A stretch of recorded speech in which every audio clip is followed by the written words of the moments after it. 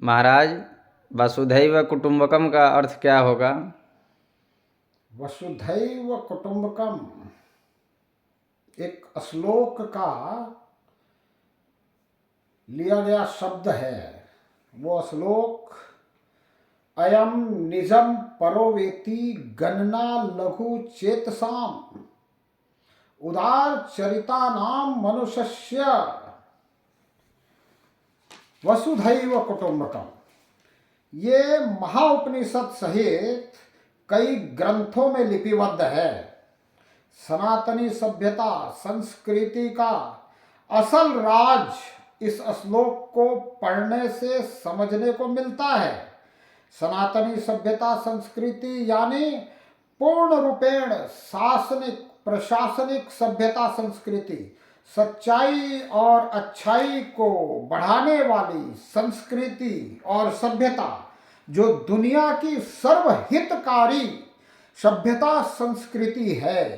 सिर्फ और सिर्फ सनातन संस्कृति और सभ्यता ने ही इस पूरी धरती को अपना परिवार कहा है।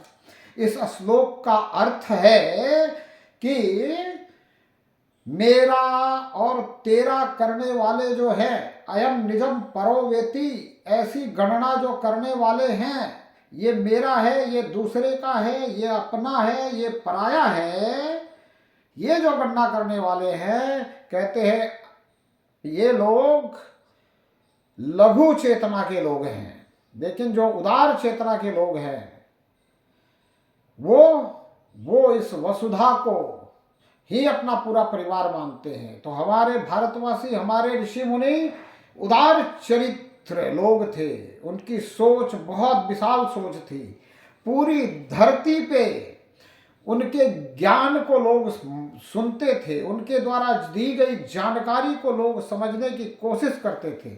हमारे ऋषियों के कहने का तात्पर्य यह था कि जैसे एक छोटे परिवार में हम सबको चरित्रवान, गुणवान, मर्यादित एवं नीतिवान बनाना चाहते हैं, वैसा संपूर्ण धरती के मानव को बनाने का प्रयास करना चाहिए। इसलिए हमारे ऋषियों ने संपूर्ण विश्व के मानव से मानव बनने का आह्वान किया, कहा मनुर्भव।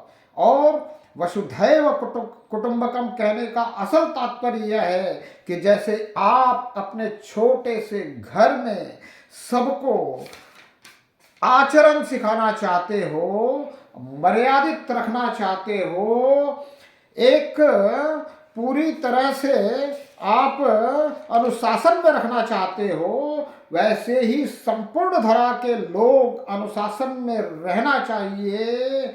इसके लिए प्रयास करना, इसके लिए उनको समझाने की कोशिश करनी, जैसे हम अपने घर के लोगों को समझाते हैं और नहीं मानने पर दंडित भी करते हैं। फिर भी अगर नहीं माने तो